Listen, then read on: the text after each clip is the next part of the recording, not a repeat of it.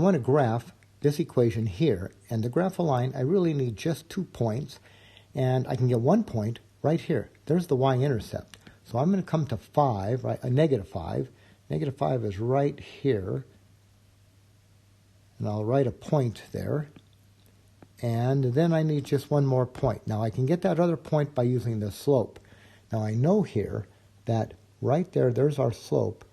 The slope is 2, but if I write that as a fraction as 2 over 1, then I see this. The bottom number is the horizontal change. The top number is the vertical change. So I'm going to start at my point down here, and I'm going to make these changes. Now it's just me. I make the horizontal change first. So these are positive, so I go to the right, then I go up. So I'm going to go to the right one, right? So start at this point, move to the right one, and then up 2. So to the right one, up 2. So I'll do that. To the right one, up 2, it gives me that point.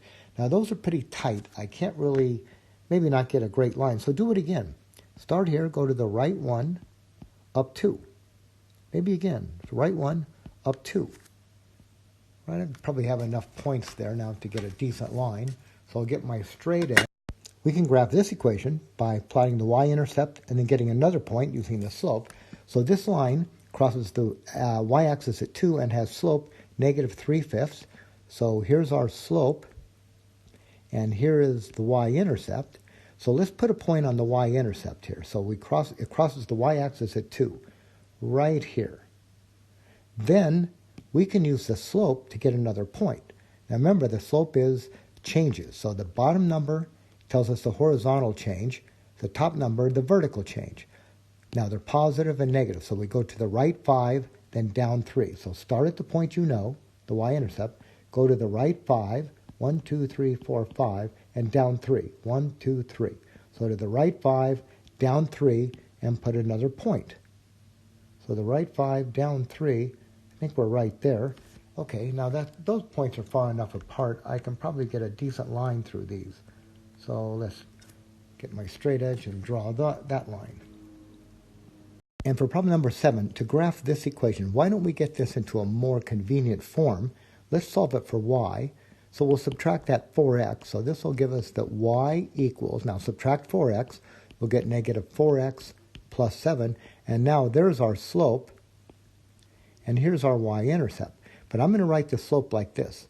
The slope is negative 4, but slope's a fraction, so I'm going to write negative 4 over 1. Now we know the line crosses the y-axis at 7, so I'm going to come up here to 7 and put a point. And now I'm going to use this point to get another point by using the slope. So the slope is negative 4 over 1. So the bottom number is the horizontal change. It's positive, so we go to the right one, okay, over here to the right one, and then down 4. So I'm going to go to the right one, down 4. Right, to the right one, down 4. So be a little bit careful. They're kind of close here. To the right one, down 1, 2, right. To the right one, 1, 2, 3, 4, and I'll put another point. Now those are a little bit tight, so if you want, I mean, you could try to draw a line through those, or you can just do it again. To the right one, 1, 2, 3, 4, down. All right, now you've got a little bit better spacing on those points. So now I'll put my straight edge up against those 3 and pass a line through them. We've got that graph.